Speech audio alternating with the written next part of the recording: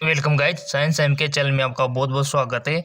इस वीडियो में डिस्कस करने वाले हैं BS nursing old question paper 2019, जो कि एग्जाम पॉइंट ऑफ व्यू से बहुत ही इंपॉर्टेंट है। ये जो क्वेश्चन हम यहाँ पर पढ़ने वाले हैं और प्रैक्टिस क्वेश्चन ऑफ व्यू से बहुत इंपॉर्टेंट है। ठीक है, तो अगर आपने चैनल को सब्सक्राइब नहीं किया है तो प्लीज़ सब्सक्राइब कर लीजिए ताकि इसी प्रकार की नॉलेजफुल वीडियो आपको मिलती रहे। सो यहाँ पर हमारा पहला क्वेश्चन है कि जो पेट की गैस्ट्रिक कोशिकाएं होती है हाइड्रोक्लोरिक एसिड यानी कि HCl और आंतरिक कार का स्राव करती है। ये तो इन्होंने क्लियर कर दिया, बट ये पूछ रहा है कि कौन सी सेल करती है। Cell of the stomach gastric which secrete hydrochloric acid and इंसेटिक फैक्टर। सो सिंपल, यहाँ पर जो दिया हुआ है आपने पढ़ा होगा। ये जो क्वेश्चन लिया गया है ये लिया गया है आपकी NCERT 11th की बुक से, बायोलॉजी की बुक से। ठीक है, तो इसका राइट ऑप्शन हो जाएगा कि पैराइटल सेल। ठीक है, पैराइटल सेल है। और ये जो क्वेश्चन है स्टूडेंट, ये मैंने 2018 में इस 18 में करवाया था प्रैक्टिस क्वेश्चन, और ये डायरेक्ट क्वेश्चन आए गया देखो 2019 में। तो ऐसे क्वेश्चन बनते हैं। ठीक है, इसका राइट ऑप्शन हो जाएगा कि अगर किसी को हिंदी में समझ नहीं आता जी कि पार्श्व कोशिका क्या होती है, तो आपको इंग्लिश में भी दिया जाएगा, वहाँ पर इंग्लिश का सारा आप ले सकते हो। ठीक है, और ये डाइजेस्टिव सिस्टम से लिया गया क्वेश्चन है। चलते आगे, अगला क्वेश्चन है आपका कि क्लोराइड शिफ्ट के दौरान आरबीसी की विद्युत तटस्थता को कौन बनाए रखता है। During chloride shift the electrical होता है नेचुरली ऑफ आरबीसी मेंटेन कौन रखता है। सिंपल, प्लाज्मा में इरिथ्रोसाइट को सेल का प्रचार, यानी कि फर्स्ट क्वेश्चन हो जाएगा हमारा राइट, फर्स्ट ऑप्शन। चलते आगे, बेसिक ज़्यादा हार्ड नहीं है। इयोसिनोफिल क्या है। 2 से 7 लोब होते हैं इसमें। संक्रमण के खिलाफ सुरक्षा के लिए जिम्मेदार है, या फिर एलर्जी के प्रतिक्रिया में महत्वपूर्ण है, या फिर विसरण में भूमिका निभाता है।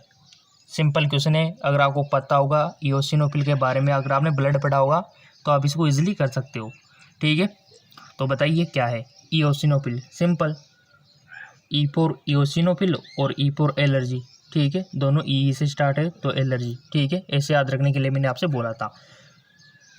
अभी यहाँ तो आपको पूरा चैप्टर याद रखना पड़ेगा, ब्लड वाला मैंने पढ़ा भी रखा है, आपको डिस्क्रिप्शन लिंक दे दूंगा, वहाँ से आप देख सकते हो कि प्लाज्मा होता है, सेल्स होती है, ये कितना % होता है ना, ये कितना % हो जाए, इसमें कौन कौन से सेल्स आते हैं,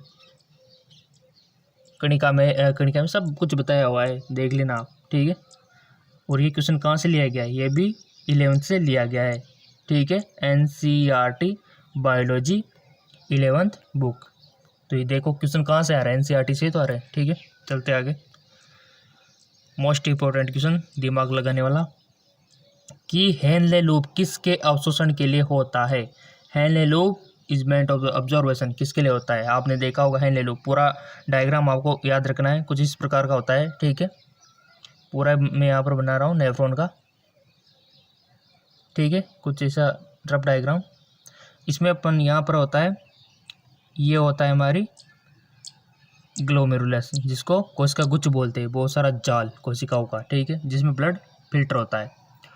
और ये जो कप नुमा स्ट्रक्चर, ये बोमन कैप्सूल इसको बोलते हैं। अब यहाँ से इसमें ये आती है आर्टरियल्स। ठीक है,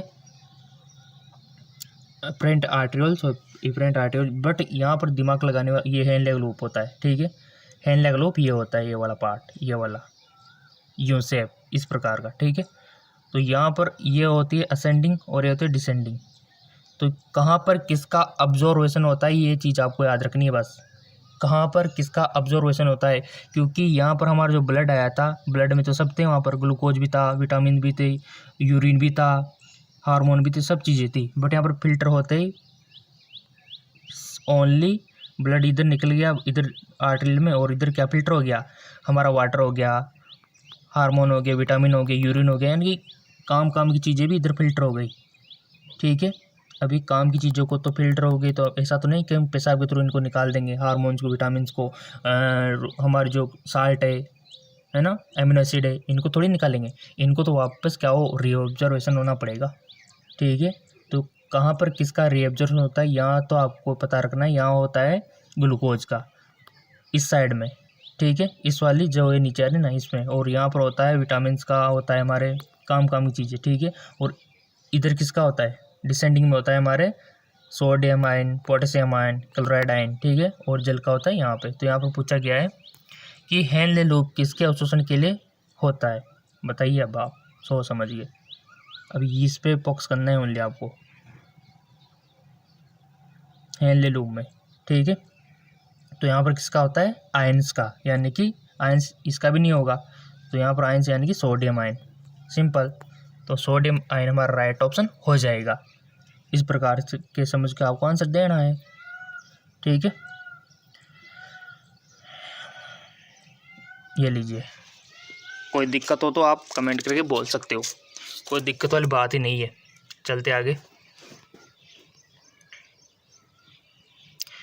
मनुष्य में रोमक स्तंभ उपकला कोशिका उत्पन्न होने के लिए जानी जाती है। The ciliated columnar epithelium cell human are क्नोड, बताइए। सब जानते हैं कहाँ पर कौन सी उपकला पाई जाती है। टिश्यू वाला चैप्टर अगर आपने पढ़ा होगा, ये भी 11th का, ये मैं आपको बता दूँ। देखो 11th से कितने क्वेश्चन आ रहे हैं, ठीक है। अब इसके बाद ज़्यादातर जो आएंगे 12th से आएंगे, बट ये 11th वाला क्वेश्चन है, आपने पढ़ा होगा वैसे बायोलॉजी में। इसका राइट ऑप्शन क्या होगा, सिंपल, फ्लोविन ट्यूब। क्यों होगा फ्लोविन ट्यूब, आपने देखा होगा आपकी जो फ्लोविन ट्यूब होती है कुछ इस प्रकार की, जैसे ये है ओवेरीज है, ठीक है। अब यहाँ से निकल रहे हो, ये केपक है, अब यहाँ से कुछ इस प्रकार की हो जाती है। तो जैसे इसमें वो एग आता है, ठीक है, क्या आता है, एग। जैसे इसमें एग आता है तो क्या होता है, इसमें हेयर लाइक स्ट्रक्चर होती है बहुत सारी, जो एग को आगे मूविंग कराती है इधर की ओर, ऐसे 3 इसे आगे की ओर भेजती है ताकि यूट्रस में चला जाए, ठीक है, कौन, एग। तो ये कहाँ पर पाई जाएगी, यहाँ पर ही पाई जाएगी। तो फ्लोविन ट्यूब हमारा राइट ऑप्शन हो जाएगा। तो ये देख सकते हो। इनके अलावा ब्रोंकोल्स, जहाँ पर इनकी रिक्वायरमेंट होती है वहाँ पर पाई जाती है, और ये टिश्यू वाले चैप्टर में ईजिली आपको मिल जाएगा, ठीक है। कोई दिक्कत हो कमेंट करके पूछ सकते हो, ठीक है। चलते आगे। अगला क्वेश्चन है हमारा, एक आराम करने वाले न्यूरॉन और मांसपेशी फाइबर में प्लाज्मा झिल्ली की पारगम्यता है, सिंपल, वेरी सिंपल। कब होती है ऐसी कंडीशन, जब सोडियम की तुलना में पोटेशियम के लिए अधिक होता है, यानी कि greater than for potassium than sodium, ठीक है। तो ये हमारा राइट ऑप्शन हो जाएगा। चलते आगे। निम्नलिखित में से कौन सा गलत कथन है, which of the following is false, बताइए। एंडोडर्म, मेसोडर्म, एक्टोडर्म रोगाणु प्रत्यय, ट्रोम्बोप्लास्ट एक रोगाणु प्रत्यय, आंतरिक कोशिका द्रव्यमान, सिंपल। ये जो है 12th से लिया गया है, NCERT 12th बायोलॉजी से लिया गया क्वेश्चन है। तो इसका राइट ऑप्शन हो जाएगा ट्रोम्बोप्लास्ट एक रोगाणु प्रत्यय। वहाँ पर आपको पढ़ने को मिलेगा NCERT 12th बायो में, ठीक है। वहाँ के अकॉर्डिंग ये राइट ऑप्शन है, ठीक है। चलते आगे। शुक्राणु निर्माण का सही क्रम बता दो। मैंने आपसे बोला भी था, आपको याद रखना है स्पर्मेटोजेनेसिस और oogenesis। तो जिसको तो पता होगा तो सिंपल इसको कर देगा। देखो स्टूडेंट, जो शुक्राणु का निर्माण होता है ना, वो तो स्टार्ट तो स्पर्मेटोगोनिया से ही होगा, ये तो श्योर है। और 4 ऑप्शन यहाँ पर दिए हुए, पहले आप बताओ कि कौन सा राइट ऑप्शन होगा। अपने माइंड में थॉट बनाओ, पहले बना लिया होगा। स्पर्मेटोगोनिया से तो स्टार्ट हो गया, तो श्योर है, ठीक है। और ये जो ख़त्म कहाँ पर होगा, सभी को पता है कि शुक्राणु पे ख़त्म होगा, क्योंकि हम क्या जानना चाहते हैं कि शुक्राणु कैसे बनते हैं। शुक्राणु पर ख़त्म होगा, बट यहाँ पर ऑप्शन दिए हुए हैं, वहाँ पर शुक्राणु पर कोई भी चीज़ ख़त्म नहीं हो रही है, ठीक है, देख लो। तो उससे एक स्टेप पीछे जाएंगे तो स्पर्मेटोजोआ, एक शुक्राणु से एक स्टेप पीछे स्पर्मेटोजोआ, क्लियर। और चीज़ समझे देता हूँ भाई, स्टार्टिंग तो हमको करनी है स्पर्मेटोगोनिया से, ठीक है, गोनिया से, और ख़त्म करना है शुक्राणु पे। बट यहाँ पर शुक्राणु ऑप्शन नहीं है, तो एक स्टेप पीछे शुक्राणु वाली क्या आते हैं, स्पर्मेटोजोआ, ठीक है। तो स्पर्मेटोजोआ कहाँ पर दिया हुआ है, यानी कि स्टार्टिंग तो कहाँ से हो रहा है, स्पर्मेटोगोनिया से, और ख़त्म कहाँ पर हो रहा हो, स्पर्मेटोजोआ से, देख लो। तो ये रहा चौथे में, देखो ये रहा, स्पर्मेटोगोनिया से स्टार्ट है और यहाँ पर ख़त्म है, और इनके बीच का जो स्टेप है वो ये है स्पर्मेटोसाइट और स्पर्मेटिड, सिंपल। तो राइट ऑप्शन 4 हो जाएगा। इस प्रकार भी आप याद रख सकते हो, ठीक है। चलते आगे। ये क्वेश्चन आ गया। मैंने जब मेंस्ट्रुअल साइकिल वहाँ पर पढ़ाया था आपको एमसी, अच्छे से समझाया था कि क्यों होता है, कैसे होता है। जिसने अगर पढ़ा भी होगा तो इजीली कर सकता है, और जिन्होंने नहीं पढ़ा आपको रिकमेंड करूँगा, नीचे डिस्क्रिप्शन लिंक दिया हुआ है, ये चैप्टर देख लेना आप। क्वेश्चन बनता है और बन भी गया। यहाँ से देखो, मानसिक द्रव का प्रवाह किसके कारण होता है, यानी कि मेंस्ट्रुअल फ्लो अकर ड्यूरिंग। तो सिंपल, किसके कारण होता है, कौन सा हार्मोन के कारण होता है। मैंने बताया था कौन सा हार्मोन की कमी हो जाती है, जब कार्पस लूटियम कार्बोस एल्बिकेंस में बदलता है तो। ठीक है, तो सिंपल, क्योंकि कार्पस लूटियम किसका सिक्रेशन करता है, प्रोजेस्टेरोन हार्मोन का।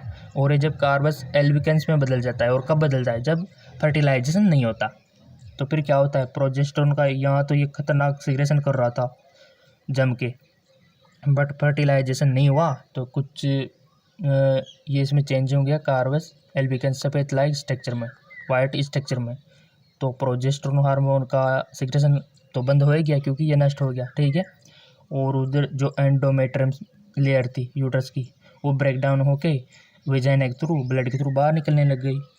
तो सिंपल, कमी किसकी हुई, प्रोजेस्टेरोन हार्मोन की। तो right option progesterone hormone, simple.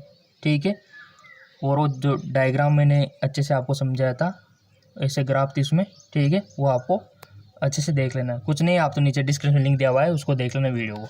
चलते आगे, ताकि आपको अच्छे से समझ में आ जाए। निम्नलिखित में से कौन सा जो प्लेसेंटा है उसका कार्य नहीं है, यानी कि आपको पता हुआ होना चाहिए कि प्लेसेंटा का वृक्क क्या है, और मैंने वहाँ पर बताया भी था कि इसका क्या काम होता है। ठीक है, प्लेसेंटा क्या होता है पहले तो ये समझो।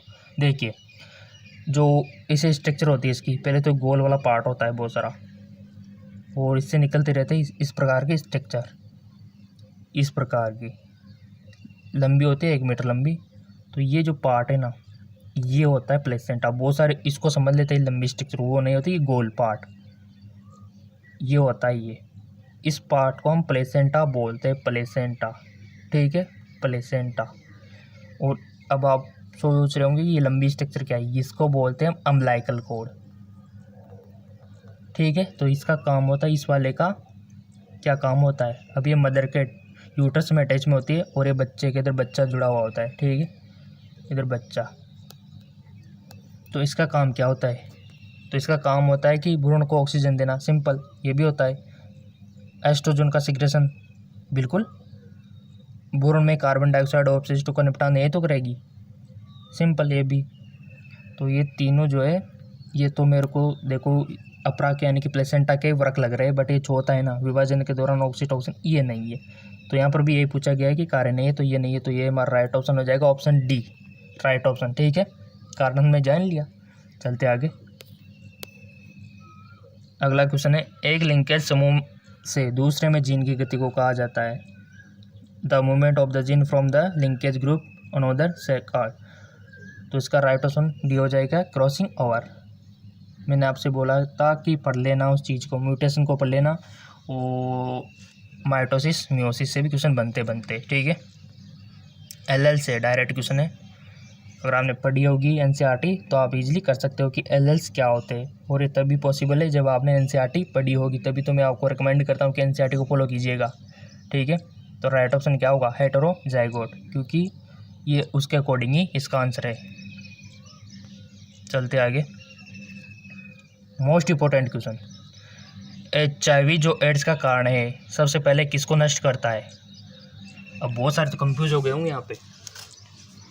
अब ये क्वेश्चन आपको बताना है, बताओ, लिख लो पहले, क्योंकि इसका आंसर मैं बताऊंगा तो बहुत सारों का दिमाग हिल जाएगा। लिख लिया होगा, ठीक है। अब इसका आंसर क्या होगा, देखिए, इसका आंसर होगा हेल्पर टी लिम्फोसाइड, यानी कि ऑप्शन सी। ठीक है, हेल्पर टी लिम्फोसाइड को सबसे पहले नष्ट करता है, गांठ मान लेना इसको। HIV जो एड्स का कारण बनता है वो सबसे पहले हेल्पर टी लिम्फोसाइड को नष्ट करता है, तो करता है, सिंपल सी बात है। ठीक है ना, याद रह जाएगा, टी लिम्फोसाइड को नष्ट करता है। बहुत सारे कंफ्यूज हो जाते हैं इंटेलिजेंट स्टूडेंट, तो आपको कंफ्यूज नहीं होना है, सीधा टी लिम्फोसाइड याद रखना है। ठीक है, क्लियर। अभी आप देखोगे सर यहाँ तो ए दिया हुआ है, तो ये जो यहाँ पर करेक्ट ऑप्शन ए दिया हुआ है ये गलत है। ठीक है, ये मिस प्रिंट है, इसका राइट ऑप्शन सी होगा, हेल्पर टी। अब आपको कोई भी कंफ्यूजन लग रहा है कि हेल्प पर टी क्यों होगा, तो कमेंट कर देना, उसके ऊपर स्पेशल वीडियो में बना दूंगा क्यों होगा, क्योंकि बहुत सारे यहाँ पर 5 मिनट की बेस करनी होगी तब जाके आपको क्लियर होगा। ठीक है, तो फिलहाल याद तो रख सकते हो कि टी होगा। ठीक, तो चलते, कमेंट कर देना अगर आपको जानना है तो। ऑप्शन सी होगा इसका राइट ऑप्शन। ठीक है, अगला क्वेश्चन है कि 12वीं जोड़ी पसलियाँ जिनमें से सीधे और सिंपल, ये जो उरस्ती होती है ये वाली स्टर्नम, इससे सीधी 12 जोड़ी पसलियाँ हैं जिनमें से सीधे उरस्ती से जुड़ी होती है। 12 होती है टोटल रिब्स, तो इसमें से कितनी उरस्ती से जुड़ी होती है रेयर में? तो सिंपल है, इसमें कौन सी बड़ी बात है, तो आप 11th का जो NCERT का चैप्टर है स्केलेटल वाला वहाँ से लिया गया क्वेश्चन है, तो बता दो ना 7। ठीक है, 7 ही तो जुड़ी होती है, बाकी सब कोई किसी के थ्रू, जैसे कि क्या बोलते हैं उसको, मुलायम चीज़ होती है ना, जैसे हमारा एयर हो गया, नोज हो गया, है ना, उसको क्या बोलते हैं, जैसे हमारे छल्ले बने हुए हैं। एक तो होता है हमारी हड्डी जो कि बहुत ही हार्ड होती है ना, और एक होता है इससे मुलायम चीज़ें होती है, जैसे कि आप मान सकते हो हमारे एयर के हो गए, नोज के हो गए, कुछ इस प्रकार के। सो सिंपल आप उसको उपास्थि बोल सकते हो, जैसे कि हमारा नोज है ना उपास्थि, तो उस प्रकार की चीज़ों से जुड़ी होती है, और बेसिकली बहुत कम आवाज़ से अटैच होती है। तो ये सिंपल सा क्वेश्चन था। चलते आगे, अगला क्वेश्चन है कि एक अंडे की जर्दी का मात्रा वितरण के अनुसार सिंपल किस प्रकार से होता है? इसका आंसर होगा मीजोलिथिक और टीलोलिथिक। आपको अंडे की स्ट्रक्चर यानी कि एग्स में किस प्रकार डिवाइडेड होता है वो चीज़ आपको पता होना चाहिए। चलते आगे, संतुलन से संबंधित संवेदक अंग के sense organ concentrate the with equal are, बताइए। 4 ऑप्शन है, तो इसका राइट ऑप्शन ये होता है इंटरनल एयर, ये तो सबको पता है। ठीक है, आंतरिक कान और एयर का फंक्शन आपको पता होना चाहिए, सुनना ही नहीं है, जबकि बॉडी का बैलेंस भी बनाना है एयर का काम। ठीक है, बहुत सारे सोचते होंगे कि हमारा जो कान है ना इसका वर्क केवल सुनना है, नहीं, सुनना तो है ही सही, इसके अलावा हमारी बॉडी का बैलेंस भी बनाना है। ठीक है, चलते आगे, उच्च मृत्यु दर के लिए जनसंख्या में तेजी से गिरावट, सिंपल जनसंख्या क्राइसिस। ठीक है, ये हमारा राइट ऑप्शन हो जाएगा। चलते आगे, अब इसको बहुत सीरियसली लेना है कि मधुमक्खियों के बीच श्रमिक है अमंग द हनी बीज वर्कर कौन है? नर और मादा दोनों, या फिर उभयलिंगी, बताइए। मधुमक्खियों के बीच श्रमिक कौन है? तो इसका राइट ऑप्शन हो जाएगा नर। ठीक है, श्रमिक ये होते हैं कि हार्ड वर्क यही करेंगे, मादा तो नहीं करेगी। ठीक है, तो क्योंकि मेल ही करेंगे, आपको पता है कि इसमें थोड़ा वर्क करने की क्षमता होती है, तो इसका राइट ऑप्शन मेल ही होगा। ठीक है, तो ये हमारा पार्ट फर्स्ट कंप्लीट है, इसका पार्ट सेकंड जल्दी आपको मिल जाएगा। चैनल सब्सक्राइब करके आपने बेल आइकन पर प्रेस कर रखा होगा तो। ठीक है, और ऐसे ही क्वेश्चन आते हैं BS नर्सिंग में, जैसे कि आप देख पा रहे होंगे BS नर्सिंग क्वेश्चन ऐसे ही आते हैं।